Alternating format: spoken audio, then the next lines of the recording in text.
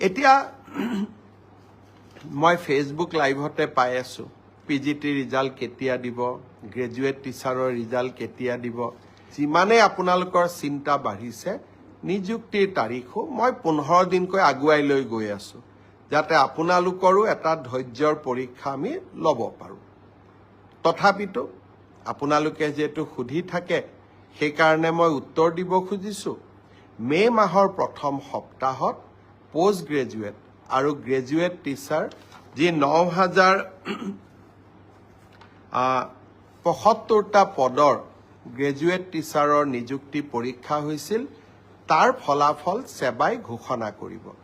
কিন্তু তাৰ পিছত আপোনালোকৰ ডকুমেণ্ট ভেৰিফিকেশ্যন হ'ব আৰু ফাইনেল নিযুক্তি 10 অক্টোবৰত হ'ব। আৰু 10 অক্টোবৰলৈ আপোনালোকে ধৈৰ্য ধৰিবই লাগিব, কাৰণ আমিও আপোনালোকৰ অকণমান ধৈৰ্যৰ পৰীক্ষা কৰিব খুজিছোঁ।